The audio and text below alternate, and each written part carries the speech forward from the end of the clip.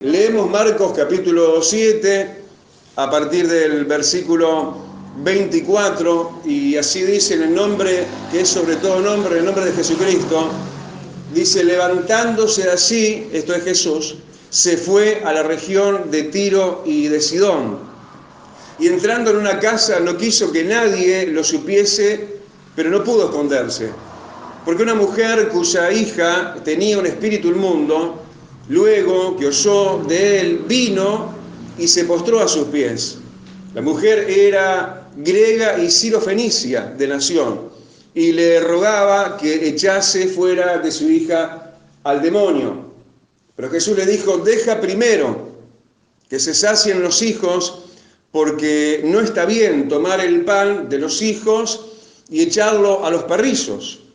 Respondió ella y le dijo: sí, Señor, pero aún los perrillos debajo de la mesa comen de las migajas de los hijos.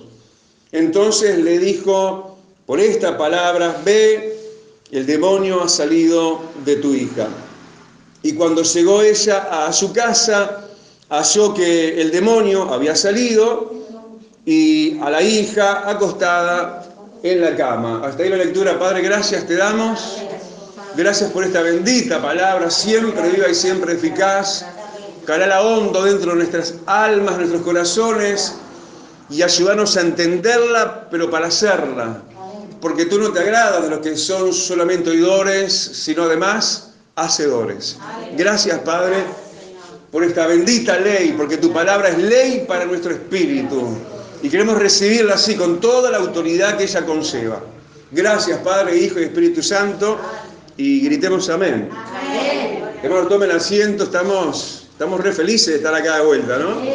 Yo venía con mucha expectativa y Dios sigue colmando las expectativas. Estamos súper agradados, ¿no?, de lo que Dios está haciendo, y vuelvo y repito y recalco de lo que Dios está haciendo. Porque me gustó mucho una vez más la oración también de nuestra hermana Ana, que bueno, que buscando en eso, que le pedía al Señor: danos palabra tuya, Señor. Y eso fue un poco la rúbrica de la previa a este momento, porque yo tenía algo por ahí que entendí, me pareció a mí en el día de ayer, dije, bueno, esta seguro va a ser la palabra para la Playa Pascual. Dios cambió. Dios nos trajo acá, a Marcos capítulo 7, porque Dios quiere hacer un milagro en tu vida. Pero también eso depende de vos y de mí. Nosotros tenemos que encuadrar de tal manera en esta cuestión tan curiosa y milagrosa de la fe, porque la fe en sí ya es un milagro. El estar creyendo en el que no hemos visto es algo de loco, ¿no? Para el mundo nos tildan de locura, bendita y santa locura, ¿no? Pero este regalo que Dios nos dio es para ejercerlo de tal manera que no sigamos en la misma, sino que seamos personas que acreditan a su favor milagros tras milagros, porque vaya que los precisamos y en un montón. ¿Cuántos levantan su mano y dicen: Señor, yo necesito hoy de tus milagros? Decíselo: yo necesito hoy de tus milagros. Bueno, Él lo sabe. Y por eso dice que Él dejó el lugar donde Él estaba y se fue a un lugar bien lejos donde Él estaba. Se fue por fuera de frontera, se fue a Tiro y Sidón. Y el Señor sabe y sabía que tanto que lo precisábamos, que dejó el cielo y vino la tierra. Y vino Uruguay también. Y está acá en Playa Pascual. Está acá en Tiro y Sidón, ¿no? Porque Él sabía que ahí había alguien que en su alma, en su espíritu, capaz que en silencio hasta ese momento, clamaba por un gran milagro. Déjame decirte que Dios es un Dios de no solamente pequeños, sino grandes milagros. Ayer estábamos de vuelta sobre el Cerro Montevideo orando y pidiendo locuras, ¿no? Diciendo cosas irracionales, pero coherentes con la palabra, con la escritura y con las promesas de Dios. Porque si lo tenemos a Dios chiquito, van a suceder cosas chiquitas. Pero ¿cuántos dicen? Pero mi Dios es grande. Mi Dios es fuerte. Mi Dios es poderoso. Que lo escuche el diablo. El aplauso que le das ahora al Todopoderoso, entonces. Aleluya. ¿Le damos gloria? ¿No te levantas su mano y dices: Señor, gracias porque has visto mi necesidad? y hoy viniste a mi Tiro y a mi Sidón. Dice que Tiro y Sidón, sobre todo Tiro, que era el lugar no solamente donde habitaba esa mujer que luego termina siendo acreditada para un gran milagro, y no solo para ella como madre, sino para su hija propiamente. Ella estaba habitando, como digo, en Tiro, ¿sí? Y Tiro era un lugar aislado. Una persona que se podía entonces estar sintiéndose aislada entonces, y de hecho lo estaba, ¿no? De toda ciudadanía del reino de los cielos. De hecho, ni siquiera tenía ciudadanía hebrea, para quienes el Señor venía primeramente. Él vino a los suyos primeramente, luego nosotros, los no judíos. Pero cierto es que ella estaba ahí en Tiro, estaba por fuera de fronteras, pero igualmente ahí fue y llegó Jesús. ¿Cuánto dice gracias, Jesús, porque estás acá? Pero además, Tiro era una isla. Ella estaba literalmente aislada. ¿Sí? En el ejercicio todo de la expresión isla, ¿no? Isla viene justamente de la expresión aislamiento. Y la isla donde ella estaba aislada, Tiro, estaba a 800 metros de tierra firme. Sin embargo, hasta ahí llegó la mirada de Dios. ¿Cuánto dicen Dios me está mirando? Capaz que te has visto, te has entendido, has creído que estabas aislado, y capaz que sí. Capaz que como una isla estabas rodeado de muchas aguas de problemas. Quizás muy lejos de ti la tierra firme, muy lejos de sentirte en patria, ¿no? En un lugar seguro y tranquilo. Sin embargo, hasta ahí llega el gran Yo Soy, el Todopoderoso. Él es un Dios de gente aislada. Hay gente que estamos aislados porque nos han aislado. Sí, porque nos han puesto allá, ¿no? Y si uno se quedara con la expresión del nombre así literal, ¿no? Tiro, sí, en un momento la Escritura dice que el Señor se puso a distancia de un tiro de piedra para orar. ¿Se acuerdan cuando oró con sus discípulos en Getsemaní? Pero él se puso a distancia, y eso es bueno, ¿no? Que estemos orando congregacionalmente y no a distancia, más allá de los protocolos, pero que estemos teniendo nuestro tiempo a solas y a distancia de todo lo demás. Pero hay mucha gente que en este tiempo de desamor, en este tiempo de desunión, ¿sí? Está aislada porque se aísla ella misma, o han sido aislados, pero no así de mi amor, te dice el Todopoderoso. Porque el Señor achica distancias. Tanto que siendo Dios se hizo hombre. Tanto que Él habitó y habita en el tercer cielo y vino al plano terrestre, a esta tierra. ¿Sí? Donde está, dice, todo bajo el maligno. Pero no importa cuán abajo esté de las obras diabólicas tu vida y la mía, el rescate viene y ya vino. Y es el Rey de Reyes y es el Señor de Señores. Damos un aplauso grandote. Es para vos. El milagro de hoy. Y a veces estamos como esta mujer, estamos como, no sé, a veces nos parece como que el Señor estuviera en ese momento tan radical de necesidad de un gran milagro, como que Dios estuviera casi que como que jugando a la escondida con nosotros. ¿Por qué digo eso? Porque dice que cuando esta situación era así, entonces Jesús, versículo 24, entró en una casa y no quiso que nadie lo supiese, pero dice, no pudo ¿qué? Esconderse. Es increíble, ¿no? Parece que a veces como que Dios se nos esconde. ¿Cuándo? Cuando más lo necesitamos. Porque un milagro, decirle que tenés al lado, es cuestión de fe. Él quería hacer el milagro. Él achicó distancia para hacer el milagro y empezó su santo juego, por decirlo de alguna manera. ¿Por qué no? Para poner en prueba a una mujer que termina siendo honrada en lo que estaba siendo probada de un arranque para recibir su milagro, ¿sí? Una mujer que luego termina siendo reconocida en el calibre de su fe. Así que si queremos ver milagros de Dios, tenemos que aumentar nuestro calibre de fe.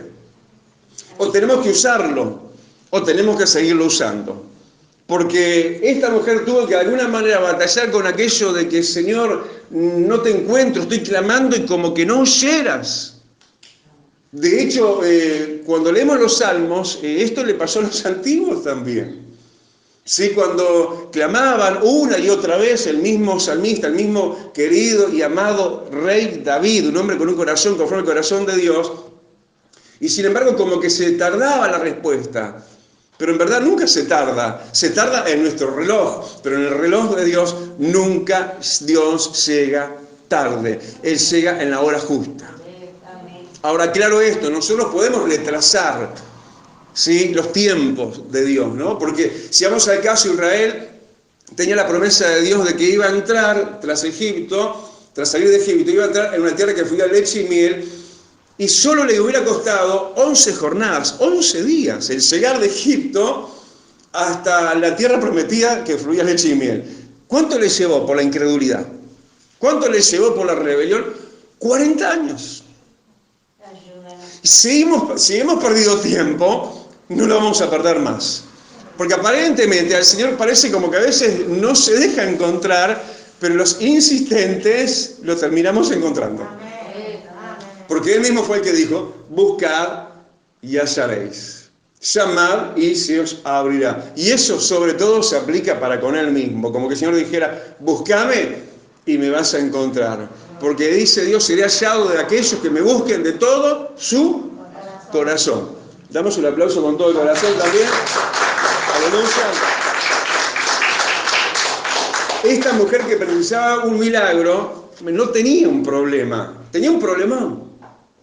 Porque el problema se agranda mucho más cuando el problema no lo tenemos nosotros, hablo como padre, sino cuando el problema capaz radica y está en alguno de nuestros hijos.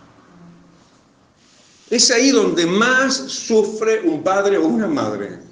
Yo creo que esta mujer hubiera preferido ella tener el demonio, ella tener esa afección espiritual.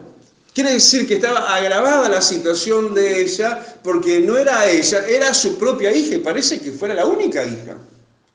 Yo recuerdo cuando mi primera hija, pero en el momento cuando ella era única hija todavía, apenas con 2 años, sí tuvo una convulsión prolongada de más de 2 horas. Nosotros no sabíamos lo que le estaba pasando. Y no era el tiempo de las emergencias móviles y todo eso.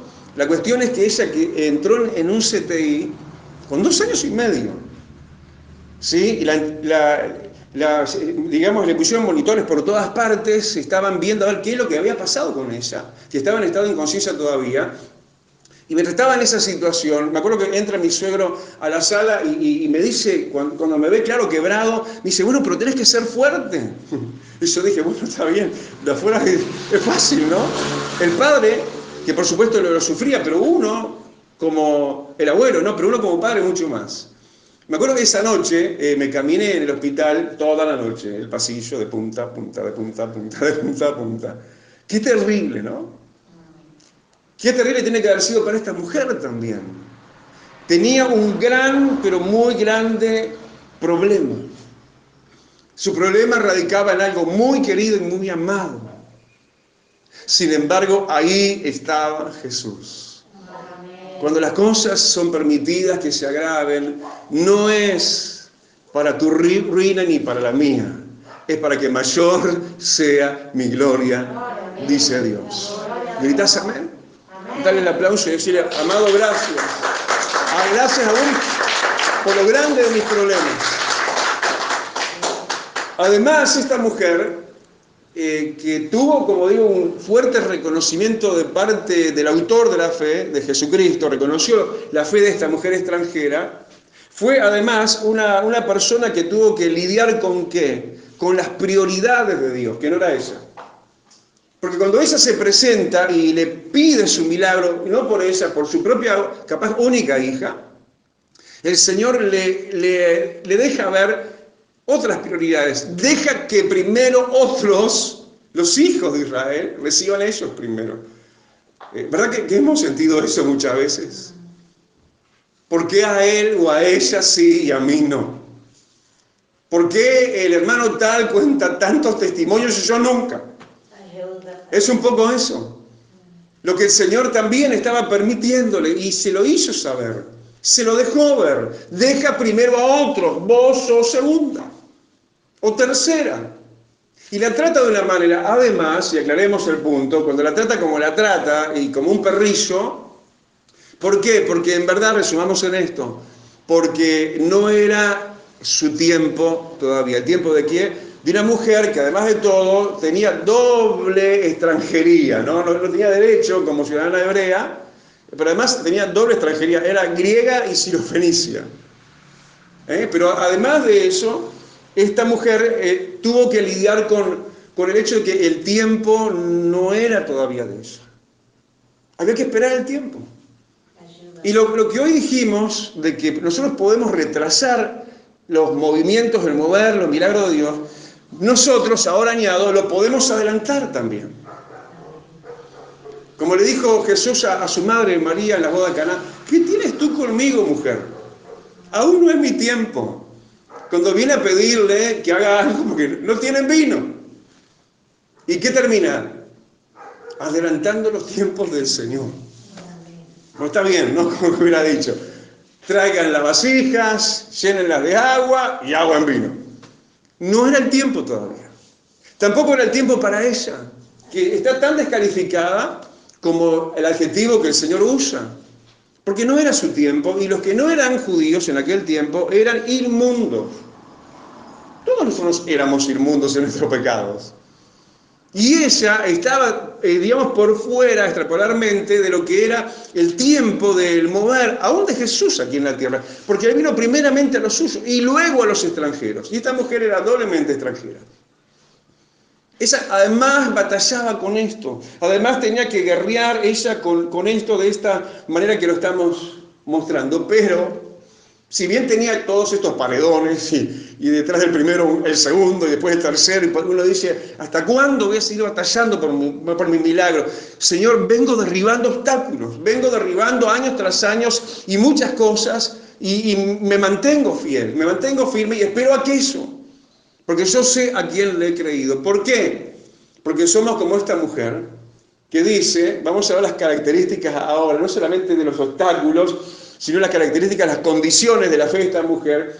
Era alguien, al final del versículo 25, que ya le alcanzó con solo oír de Jesús y venir ante él. Dice, claro, ella no había WhatsApp, no había internet, no había radio, no había nada.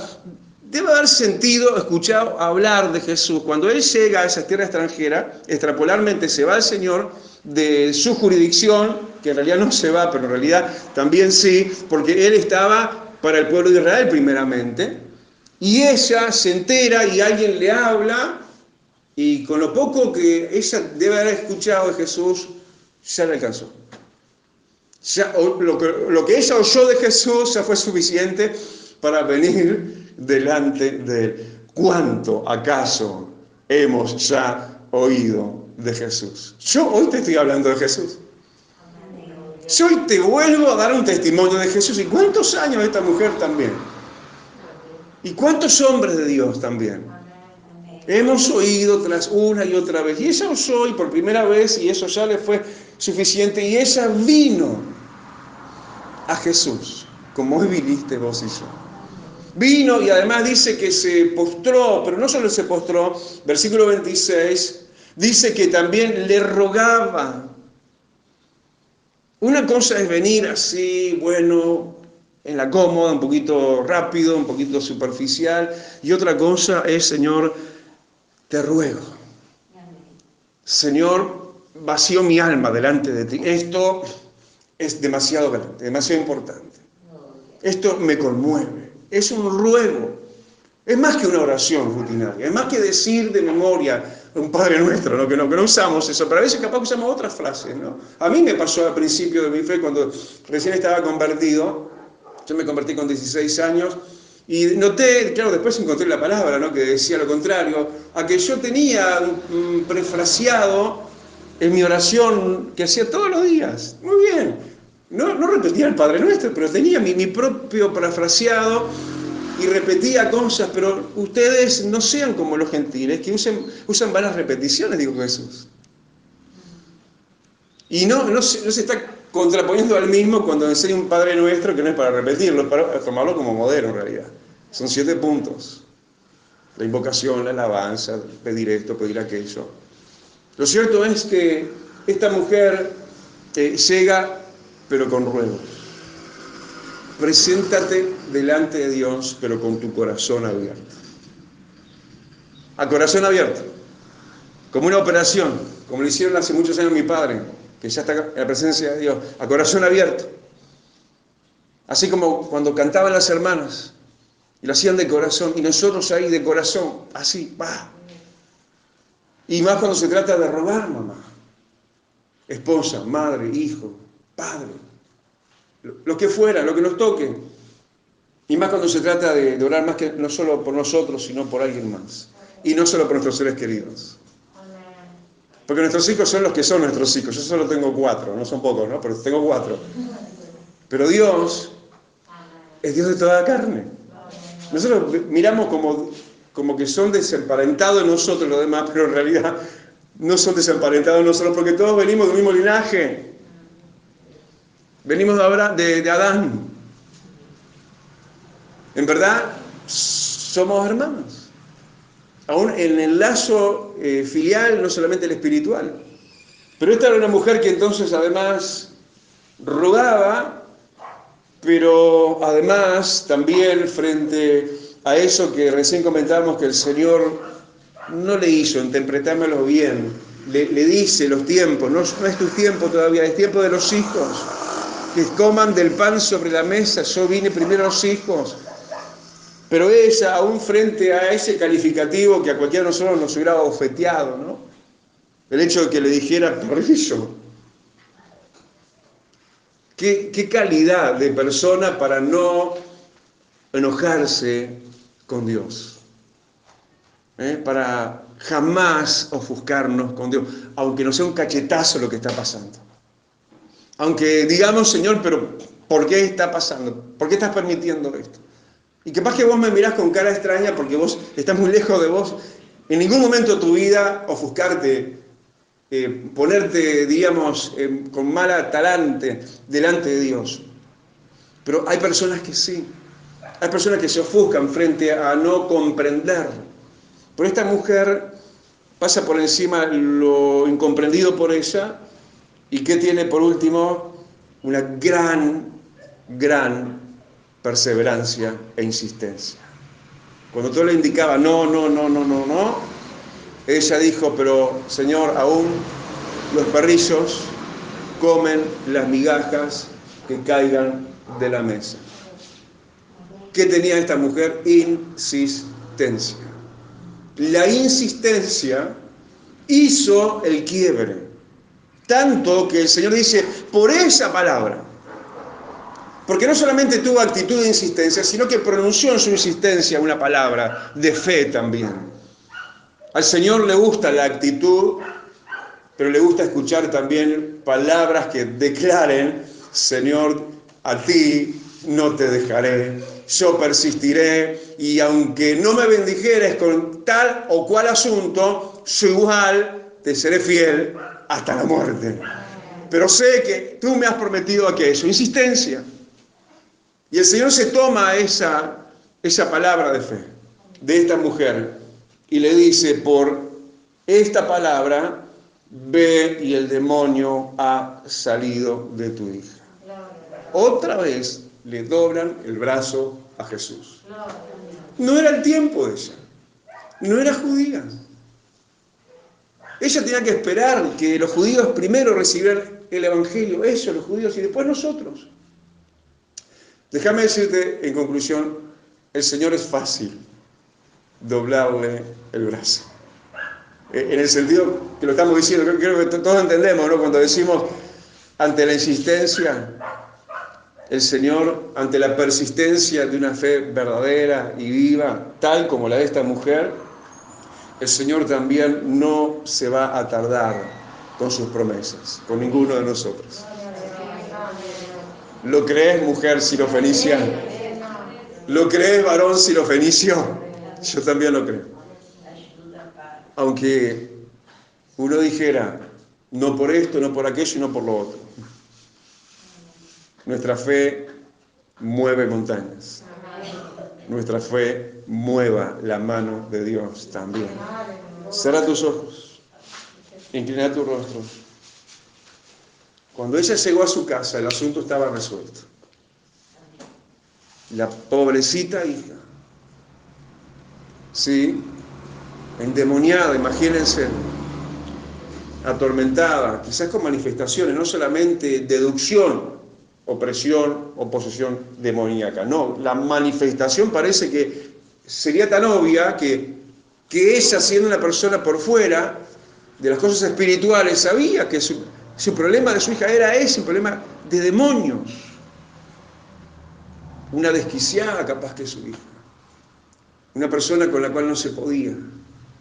Que no era la de siempre, la que algún día había sido y que por algún motivo ese demonio o esos demonios se le metieron. Y ella de antaño recordaría a su amada hija que ahora estaba transfigurada, hecha un monstruo, como sucede cuando están los demonios en alguien. Pero cuando llegó, la encontró sana. El demonio había salido y la hija estaba en paz, acostada en cama. Qué lindo va a ser, ¿sí? Con la fe que Dios nos está aumentando en esta tarde, llegar y encontrar que lo que era un tormento demoníaco, lo encontremos en paz. En paz.